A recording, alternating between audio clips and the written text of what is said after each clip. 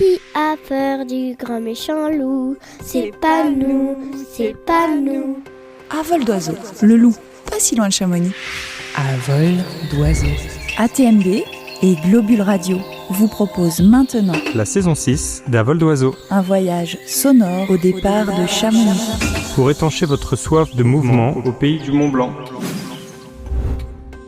Mon regard glisse le long des crêtes, s'attarde sur la forêt sombre qui borde les alpages, puis sur une ombre furtive qui s'y dérobe. Est-ce que je cherche le loup ou bien l'idée que je m'en fais ?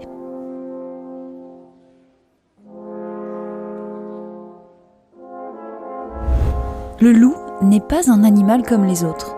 D'ici, d'en haut, je pense au loup. Il habite à nouveau nos paysages, mais aussi et surtout nos imaginaires.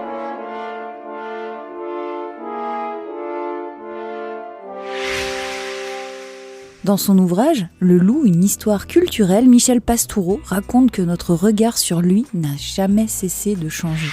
Au travers des époques et des sensibilités, il est tour à tour admiré, craint, rejeté, réhabilité. Une figure insaisissable. Le loup émerge dans la mythologie antique avec un statut ambigu.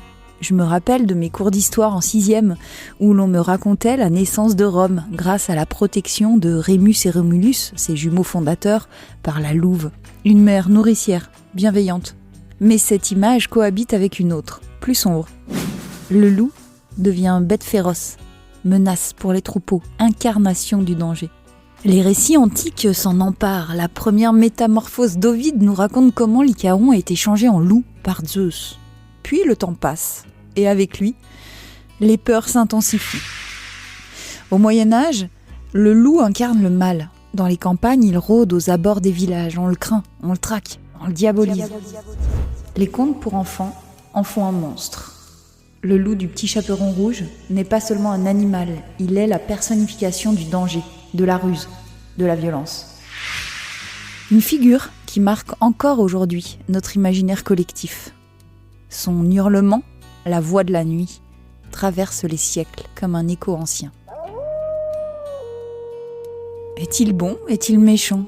T'en penses quoi, toi, tapis joli ? À mesure que mon tapis et moi avançons au-dessus des reliefs, la brume s'élève. On pourrait presque imaginer une silhouette apparaître furtive, surgissant pour fondre sur un troupeau. Cette image, profondément ancrée, n'est pas qu'un fantasme. Elle s'appuie sur une réalité bien concrète, car aujourd'hui, le loup est de retour.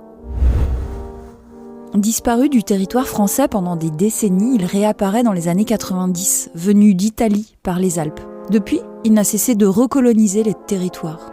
Aujourd'hui, on compte environ 1 millier de loups en France, répartis dans près de 80 départements. Une progression remarquable, mais encore fragile à l'échelle de l'espèce.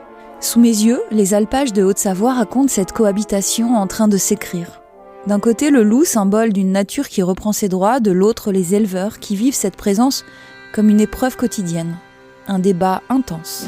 Chaque année, plus de 10 000 animaux d'élevage sont tués. Derrière ces chiffres, il y a des nuits sans sommeil, des bêtes retrouvées égorgées, des exploitations fragilisées. Pour les bergers, le loup n'est pas une idée ni un symbole. C'est une réalité brutale. Beaucoup expriment une colère profonde, beaucoup sont défavorables à la présence du loup. Ils dénoncent une vision idéalisée, déconnectée du terrain. Pour eux, le loup met en péril une activité déjà fragile. Comment accepter la perte répétée de ces animaux, auxquels on tient souvent bien au-delà de leur valeur économique ? Là, en contrebas, un berger fait sa ronde. Il connaît chacune de ses brebis, il veille, il protège. Et pourtant, face au loup, il se sent parfois impuissant, malgré les différents plans loups. Chien de protection, clôture renforcée, surveillance accrue. Mais le prédateur attaque vite, souvent la nuit, parfois en contournant les protections. Là-bas, les défenseurs de la biodiversité saluent le retour du loup. Sa présence est le signe d'un écosystème plus équilibré. Grand prédateur, il régule les populations sauvages et participe à la dynamique naturelle des milieux. Entre les deux parties, entre lesquelles je ne saurais me positionner en vrai, l'État tente de trouver un équilibre. Chaque année, des dizaines de millions d'euros sont mobilisés pour indemniser les pertes et financer les dispositifs de protection. Le plan loup évolue régulièrement au gré des tensions et des réalités du terrain. En 2025, une décision importante est prise. Le statut du loup évolue, passant d'espèce strictement protégée à espèce protégée. Concrètement, cela facilite les tirs de défense en cas d'attaque. Une mesure saluée par de nombreux éleveurs qui voient une reconnaissance de leurs difficultés, mais critiquée par les associations de protection de la nature qui redoutent un affaiblissement de la population et une chasse aux loups. Car 1000 loups, finalement, ce n'est pas beaucoup. À l'échelle d'un pays comme la France, la population reste vulnérable, l'enjeu est donc délicat. Protéger une espèce sans sacrifier ceux qui vivent à ses côtés. Sous nos yeux, lignes de crête, forêts et alpages continuent de défiler. Le théâtre de cette tension permanente, une tension entre deux visions du monde. Peut-être que la clé réside dans cette idée ancienne. Le loup n'est ni bon ni mauvais, il est. Et c'est notre regard qui lui donne un sens. Comme dans les récits d'autrefois, il continue de nous interroger sur nos peurs, nos valeurs, notre rapport au vivant peut-être. Voilà que je divague, comme le loup dans les Alpes. Ça me fait penser à la légende du loup blanc et du loup noir qui m'a tant de fois inspirée et que je sers à mes enfants sur à peu près tous les sujets d'équilibre émotionnel. Dans la profondeur d'une nuit calme, au milieu des murmures du vent et du chant des oiseaux, un vieil homme, sage parmi les siens, s'assoit auprès de sa jeune petite fille. Autour d'eux, la nature semble suspendue comme pour écouter les paroles chargées de mystère et de sagesse que l'aïeul s'apprête à partager. La fillette, les yeux brillants de curiosité, sait que chaque mot prononcé par son grand-père porte un sens plus profond. Aujourd'hui, elle va découvrir un enseignement ancien, la légende des deux loups. Le vieil homme, marqué par les années et les expériences, commence son récit avec une voix douce et grave. En chacun de nous, mon enfant, il y a une bataille. Elle est présente depuis la nuit des temps et se déroule dans le cœur de chaque être humain. Elle oppose deux loups puissants. Le loup sombre, il représente la colère, la jalousie, l'envie, l'avidité, le mensonge, l'arrogance et la haine.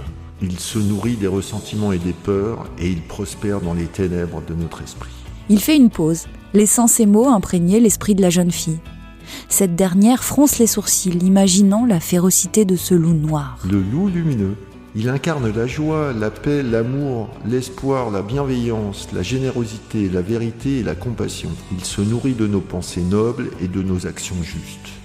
Il est le gardien de la lumière en nous. Si ces deux loups sont en nous et se battent sans relâche, lequel des deux va gagner ? Celui que tu choisis de nourrir. Le loup, au fond, cristallise une question plus large. Quelle place voulons-nous laisser aux sauvages ? Sommes-nous prêts à accepter une nature qui échappe à notre contrôle, qui dérange, qui parfois fait peur ? Il n'y a pas de réponse simple, seulement des équilibres à inventer. Et si vous n'avez pas de tapis volant, toutes les sorties du réseau ATMB vous mèneront aux forêts habitées par le loup. À vol d'oiseau.